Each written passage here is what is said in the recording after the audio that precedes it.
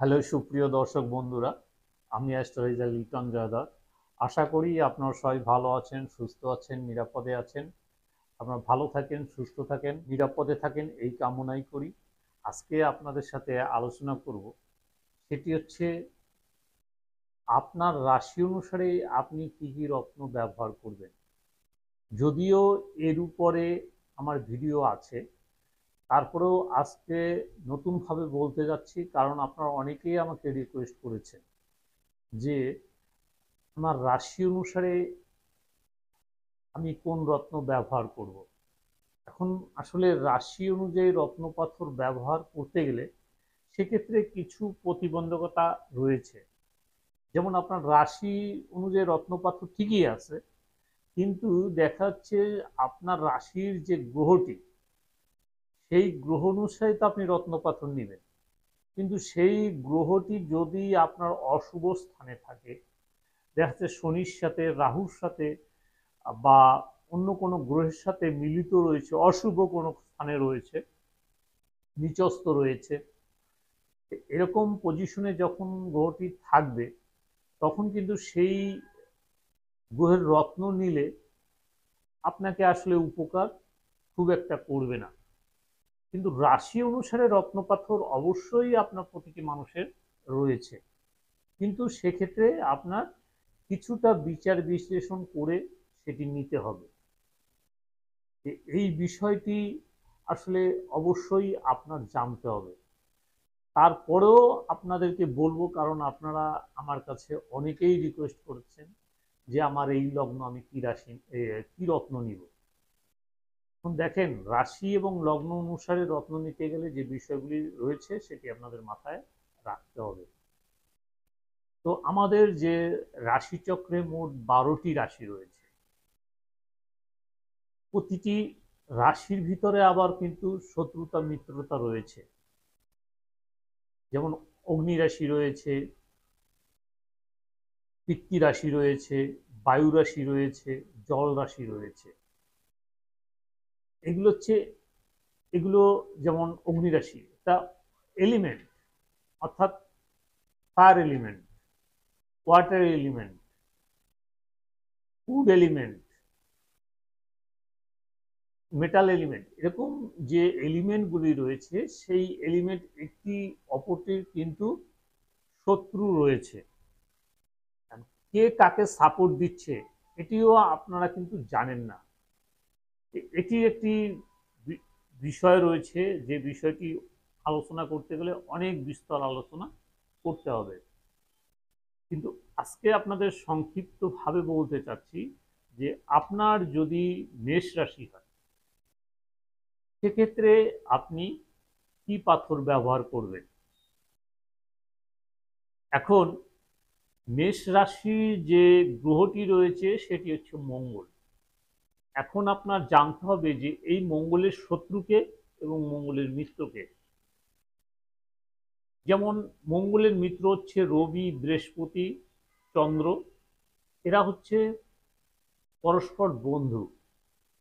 আবার শনি, রাহু, কেতু, শুক্র, বুধ, এরা কিন্তু একই গোত্রের। এখন এই মঙ্গলের সাথে যদি আপনি এই এই রত্নগুলি পড়েন, অর্থাৎ শনির দিকে যে গ্রহগুলি রয়েছে সেই গ্রহের রত্ন যদি আপনি পড়েন, অবশ্যই ক্ষতি করবে। আর আপনার রাশি যদি হয় মেষ এবং লগ্ন যদি হয় মেষ, সেক্ষেত্রে আপনি প্রবাল পাথর পড়তে পারবেন। সেই সাথে আপনার মঙ্গলটি কোন ঘরে আছে, যদি উচ্চস্থ থাকে আপনি সেক্ষেত্রে পড়তে পারেন। আপনার লগ্নে যদি মঙ্গল থাকে সেটিতে আপনি পড়তে পারবেন। যদি রবির ঘরে, তা সিংহ রাশিতে যদি প্রবাল থাকে, তাই সিংহ রাশিতে যদি মঙ্গল থাকে সেক্ষেত্রে পড়তে পারবেন।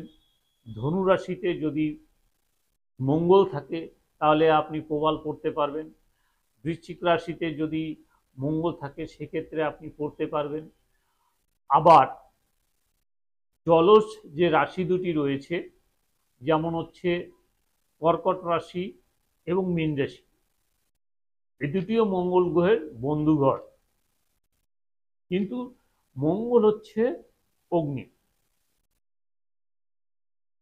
মঙ্গল হচ্ছে অগ্নিগ্রহ, সেক্ষেত্রে আপনার দেখাচ্ছে এই জলজ রাশিতে যদি যায় তাহলে হয়তোবা আপনার সেই পাথরটি বা সেই গ্রহের যে আকাঙ্ক্ষিত ফল সেটি আপনি পাবেন না। মঙ্গলের সাথে আপনি রুবি পড়তে পারবেন, ফোকরাস পড়তে পারবেন এবং মুক্তা পড়তে পারবেন। এরপরে যদি আমি বলি বৃষ রাশি, এই ঘরের অধিপতি হচ্ছে শুক্র, আর এটি হচ্ছে আপনার পিতৃ রাশি। এখন এই শুক্রের বন্ধু হচ্ছে আপনার শনি, বুধ, শুক্র, অর্থাৎ এরা তিনজনই কিন্তু পরস্পর বন্ধু। রাহু কেতুর কথা কিন্তু আমি বাদ দিলাম। এখন আপনার শুক্র যদি এদের ঘরে থাকে, আপনি ডায়মন্ড পড়তে পারবেন বা জারকন পড়তে পারবেন, তাতে সমস্যা হবে না। শুক্র যদি উচ্চস্থ থাকে সেক্ষেত্রেও আপনি পড়তে পারবেন, কিন্তু শুক্র যদি আপনার রাহুর সাথে যুক্ত থাকে, রবির সাথে যুক্ত থাকে, শনির সাথে যুক্ত থাকে, সেক্ষেত্রে কিন্তু আপনি শুক্রের রত্ন ব্যবহার করা উচিত হবে না। বন্ধু হলেও শনি যদি শুক্রের বন্ধু হয়, তারপরেও আপনি শুক্রের এবং শনির রত্ন একসাথে ব্যবহার করতে পারবেন না, এতে আপনার ক্ষতি করবে। আপনি শুক্রের রত্ন নিতে গেলে আপনাকে অবশ্যই সতর্কতা অবলম্বন করে ব্যবহার করতে হবে। এরপর হচ্ছে মিথুন রাশি। মিথুন রাশির যে গ্রহ সেটি হচ্ছে বুধ, আর বুধের দুইটি ঘর, একটি হচ্ছে মিথুন, একটি হচ্ছে কন্যা। এই দুই ঘরের অধিপতি হচ্ছে বুধ। আপনি যদি বুধের রত্ন পড়েন তাহলে শনির রত্ন পড়তে পারবেন বা শুক্রের রত্নরও আপনি পড়তে পারবেন, তাতে আপনার সমস্যা হবে না।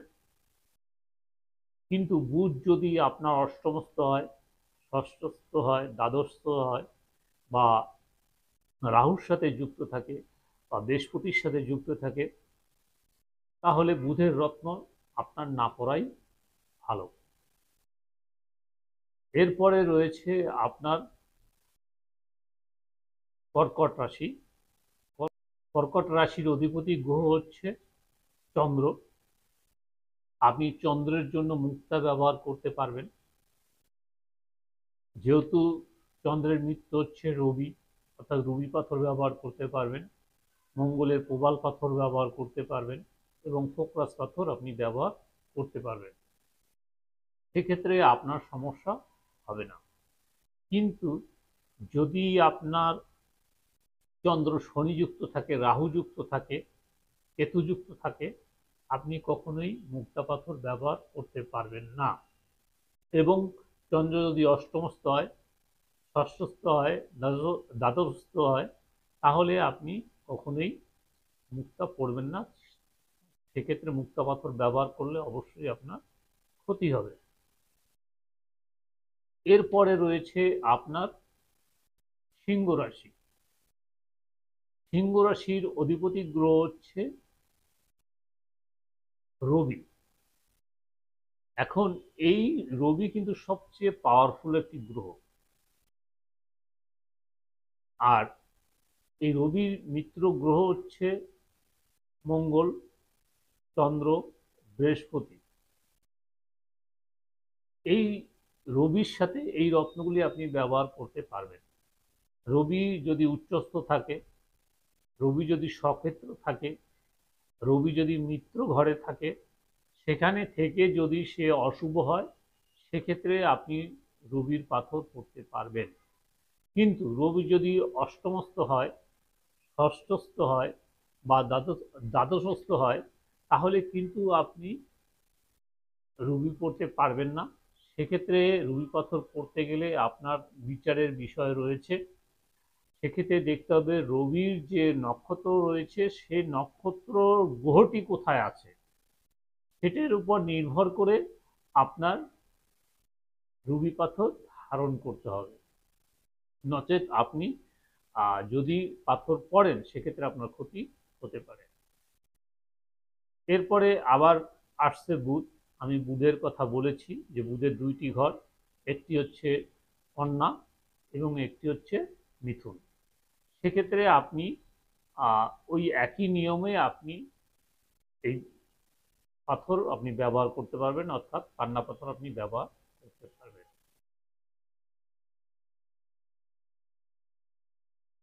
এরপরে যে গ্রহটির কথা বলবো সেটি হচ্ছে শুক্র। শুক্র ঠিক একই বিষয়, যে শুক্রের যে গ্রহ, আহ, এরপরে যে গ্রহ, এরপরে যে রাশিটির কথা বলবো সেটি হচ্ছে আপনার তুলা রাশি। আর তুলা রাশির অধিপতি গ্রহ হচ্ছে শুক্র। আর এই শুক্রের বিষয়ে আমি বলেছি, কারণ শুক্রেরও দুইটি ঘর, একটি হচ্ছে বৃষ রাশি, একটি হচ্ছে তুলা রাশি। এখন এর রত্ন হচ্ছে ডায়মন্ড। ডায়মন্ড পড়তে গেলে আপনার যে বিষয়গুলি লক্ষ্য রাখতে হবে সেটি হচ্ছে যে সবসময় মনে রাখবেন অষ্টম ঘর, ষষ্ঠ ঘর, দ্বাদশ ঘর এটি কিন্তু সবসময় অশুভ, এবং এই ঘরে যদি শুক্র থাকে আপনি কখনোই শুক্রের রত্ন পরিধান করবেন না। এছাড়াও আপনার রাহুযুক্ত যদি থাকে, শনিযুক্ত থাকে, বা রবিযুক্ত থাকে, বা বৃহস্পতি যুক্ত থাকে, সেক্ষেত্রে আপনি কখনোই এর রত্ন ব্যবহার করবেন না। তবে শুক্র যদি উচ্চস্থ থাকে, বন্ধু ঘরে থাকে, সক্ষেত্রে থাকে, সেক্ষেত্রে আপনি ব্যবহার করতে পারবেন। তো আজকে আপনাদের সাথে 6টি রাশি নিয়ে কথা বলেছি, যে এই 6টি রাশির লোকেরা আপনারা কি কি পাথর ব্যবহার করতে পারবেন, কি কি করতে ব্যবহার করতে পারবেন না। আশা করি এই ভিডিও থেকে আপনি অনেক কিছু শিখতে পেরেছেন, জানতে পেরেছেন, যেটি আপনার জীবনে অনেকটাই পথ চলতে সাহায্য করবে। সুতরাং এই ভিডিওটি শেয়ার করবেন, অন্যকে দেখার সুযোগ দেবেন, যেন অন্যরাও দেখে উপকৃত হতে পারে। সেই সাথে আপনি কী ধরনের ভিডিও দেখতে চান আমাকে লিখে জানাবেন, আমি সেই অনুযায়ী ভিডিও বানিয়ে আপনাদেরকে উপহার দেওয়ার চেষ্টা করব। পরবর্তী ভিডিও পর্যন্ত আপনারা সবাই ভালো থাকুন, সুস্থ থাকুন, নিরাপদে থাকুন, এই কামনা করে আজকের মতো বিদায় নিচ্ছি। সবাইকে অনেক অনেক ধন্যবাদ।